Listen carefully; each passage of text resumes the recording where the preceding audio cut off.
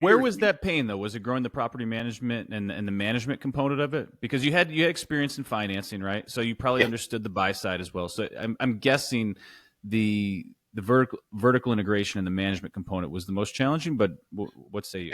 Actually, the most challenging was maintaining discipline on the buy side. Because so what happens to a lot of people, and it's never happened to us, I have this little saying: don't ever negotiate your discipline. Just don't do it. Even if, and I had a conversation with an investor in our fund right now. We're looking for a deal. They want a deal by year. And I said, look, I don't have one right now. And if that means that you want to take your money back and go invest it, do that. They're like, oh my God, are you serious? Like, you'd rather give me my money back? I said, no syndicator in 2021. That's exactly right. Now now we bought stuff in 2021, but here's the discipline.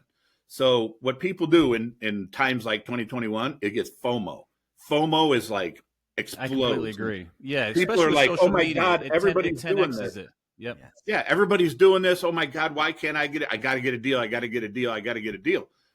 We don't ever do that. We just never have. So we require at least as close to even leverage as we can get. But here's the deal: we want 200 to 300 in upside on every deal, and that means not. Are you saying 50% LTVs on every deal? No, I didn't say that, but if that's what it takes, I don't care. Here's what, no, even leverage, I mean, interest rate, cap rates are pretty even. That's what I meant by that. But the important part here is the upside. People, remember about doing the work? Remember that conversation we had about that? We'll go and make sure that we really do the rent survey. So we understand the rental market like a renter would. And then where's our property now? Where do we think we can take it? What's it going to look like after we're done? And my goal is to rent our very first apartment after we close at or very near my projected upside.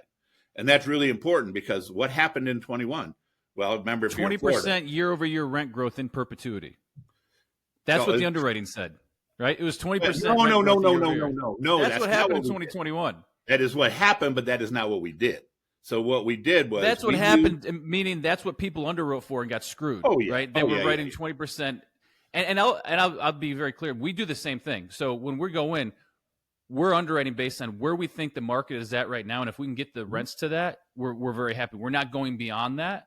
That's what the underwriting looks like on the front end, and it's exactly that. And I think so many people miss it. If you understand your market, and the cool thing about our group is we're vertically integrated as well. Yeah, we're in about a 3-hour radius. And so we know the market very well, and it's easy to act because we have 1,800 units in our portfolio, and we know exactly what the market rate is going to be in that sub pocket, right, or that sub part of that market. So we can go in, get the rent roll. I care what the income is, but it's not a huge component of it because most of the time we're going in and saying this is being undermanaged, and this is where we're going to take it. You know, kind of that private equity piece, and that's where the magic happens. So I couldn't agree with you more. Yeah, no, you've got to have that upside. So I don't want percentage increases, though, is what I'm saying. That was my point. Excuse me. I wanted. This is where I believe the market is. This is where I'm going to try to get it to. Screw the 20% year-over-year rent growth shit. That's stupid.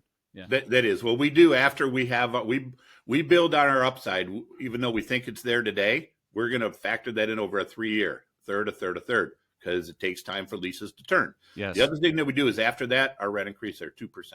That's it. And that's not unreasonable, right? On $1,000 lease, what is that? No, $20.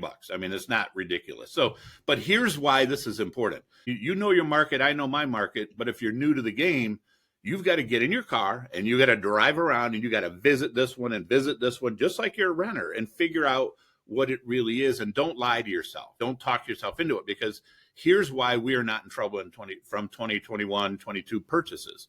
Number one. Remember, I lived through 08, 09, because I've been doing this a long time. And then debt became the problem. So I always am careful with debt. I never let myself be exposed to variable rates and short-term stuff because it's just too damn dangerous. Everybody thought in 21 rates would never go up. Just like they can't. There you go. They cannot. It's not even possible. Just like a few weeks ago, I don't know when this will air, but a few weeks ago.